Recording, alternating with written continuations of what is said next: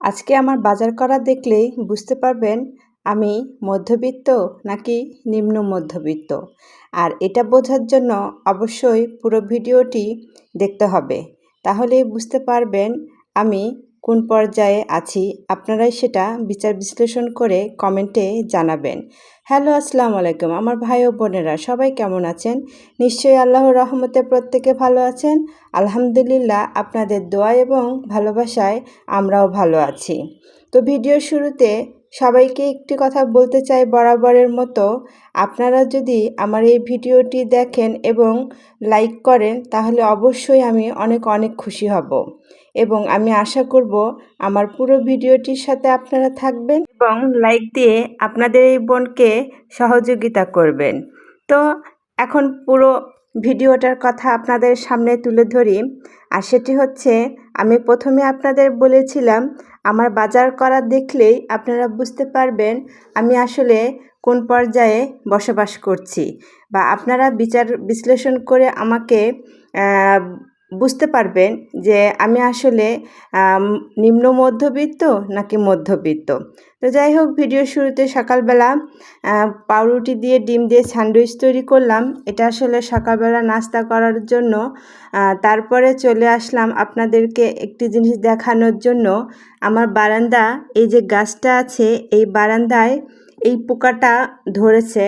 আর এই পোকাটার নাম কি আপনারা অবশ্যই জানাবেন। আপনাদের কোন কোন এলাকায় এই পোকাকে কি বলে ডাকেন আপনারা সেটাও কিন্তু জানাতে ভুলবেন না। আমাদের এলাকাতে এই পোকার নাম কি বলে ডাকে জানেন? শুনতে চান আপনারা? তাহলে শুনুন। আমাদের এলাকাতে আচা পোকা বলে ডাকে। আর এই পোকাটা যেখানে মানে গায়ে একটু ছোঁয়া পেলেই গা চুলকায় খুব পরিমাণে। তো যাই হোক, এখন চলে আসি আমার বাজারের দিকে। আমার বাজারটা এই যে দেখতেই পাচ্ছেন আপনারা। আমার স্বামী সাহেবকে বলেছিলাম বাজার নিয়ে আসতে। তো আমার স্বামী সাহেব এই যে কি বাজার এনেছে এখন আপনারা দেখতেই পাচ্ছেন। এই পলিথিনের ভিতরে পেঁয়াজ, আলু আর হচ্ছে করলা।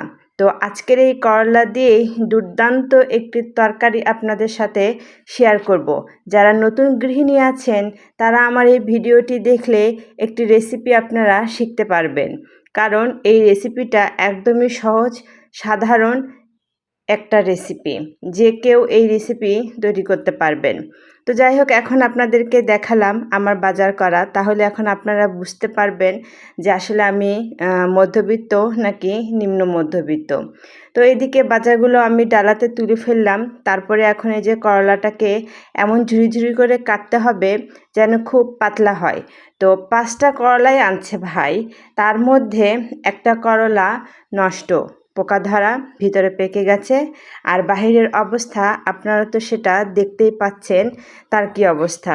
আমার স্বামী সাহেবকে আমি এত বলি যে তুমি রাতের বেলা বাজার নিয়ে আসবে না, তাহলে বাজারের অবস্থা খুব কেরোসিন বের হয়। কিন্তু আমার স্বামী সাহেব কে শোনে কার কথা, তার মতো সে চলে। আমার কথার কোনো তার কাছে মানে মূল্যই নাই। আমি এত বলি তুমি রাতের বেলার বাজারটা নিয়ে আসবে না, কারণ রাতের বেলা বাজারটা নিয়ে আসলে হয় কি সারাদিন সবজিতে পানি পায়। আর রাত্রেবেলা নিয়ে আসলে সকাল হতে হতে সেই সবজিটা আপনার হচ্ছে মানে পচার মতন হয়ে যায়, কেমন যেন হয়ে যায়, তখন আর ওই সবজিটাকে নেওয়া যায় না।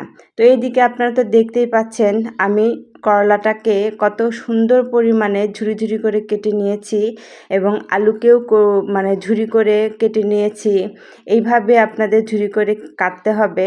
মোটা করলে অবশ্য অতটা ইয়ে হবে না, যেহেতু এটা আমি হাতে মাখায় রান্না করব। তারপরে পেঁয়াজ মরিচ সব কিছু দিয়ে দিলাম। পেঁয়াজ আপনাদের যদি বেশি পরিমাণে পেঁয়াজ থাকে তো বেশি পরিমাণে পেঁয়াজ দেবেন। তো আমার অবস্থা তো আপনাদেরকে বোঝানোর উদ্দেশ্যেই আজকে আমার এই ভিডিওটা। তো যাই হোক, আমি একটু ওই টাইপেরই মানুষ, তো এই জন্য পেঁয়াজটা কম দিলাম। আর যারা বেশি পরিমাণে পেঁয়াজ খান তারা বেশি পরিমাণে পেঁয়াজ দেবেন। করলাতে বেশি পরিমাণে পেঁয়াজ দিলে হয় কি করলাটা অনেক মজা লাগে। তিতাটা কম লাগে। তো এই করলাটা অবশ্য তিতা নয়, এটা হচ্ছে আমি ওই জন্য লবণ দিয়ে খিঁচে নিয়ে নাই। যে করলাটা তিতা সেটা অবশ্যই আপনারা লবণ দিয়ে খিঁচে নেবেন, সেটা তো কম বেশি সবাই ভালোই জানেন, আমাকে আর নতুন করে কিছু বলতে হবে না। তো এদিকে হলুদ মরিচ আদা রসুন বাটা সব কিছু দিয়ে আমি হাতে সুন্দরভাবে মেখে নিচ্ছি। আমার মা ছোটোবেলায় একটা কথা বলতো, আমার মা যখন এইভাবে রান্না করতো তখন আমি বলতাম, আচ্ছা মা, তুমি যে এইভাবে তরকারিটা মাখাও, তোমার হাতে কি ব্যথা লাগে না? তোমার হাতে কি কষ্ট হয় না? আর এত পরিমাণে এইভাবে মাখতে হবে কেন? তখন আমার মা বলতো, তরকারি হাতেই অর্ধেক হয়ে যাবে আর বাকিটুকু রান্না করার পরে হবে। তো আমাকে বলতো আর দেখাইতো যে এই দেখ, রান্নাটা এখানেই তোর হয়ে গেছে অর্ধেক, আর বাকি অর্ধেক তোকে আগুন দিয়ে মানে রান্না করতে হবে আর কি। যাই হোক, তো আমি এটা আসলে ছোট ইচা মাছ দিয়ে রান্না করব। এই ছোট ইচা মাছ দিয়ে যে কোনো তরকারি রান্না করলে সবাই তো জানেন যে কী পরিমাণে স্বাদের হয়ে থাকে, আর অন্য কোনো তরকারির প্রয়োজনই হয় না। আমি আবার এই যে এইভাবে হাত ধুয়ে দিলাম, আপনারা আবার এটাকে কিছু মনে করিয়েন না, কারণ আমি তরকারি মেখে দেবার আগেই হাতটা ভালো মতো সাবান দিয়ে পরিষ্কার করে নিয়েছিলাম। তো এই যে তরকারিটা দেখতেই পেলেন কত সুন্দর মানে কত সুন্দরভাবে আমি এটাকে করলাম, মাখায় তুলে দিলাম। এখন আসুন আপনাদেরকে দেখাবো তরকারিটা দেখতে কেমন হয়েছে। এই যে এখন আসলাম, দেখছেন কত সুন্দর পরিমাণে তরকারিটা দেখতে লাগছে, তাই না?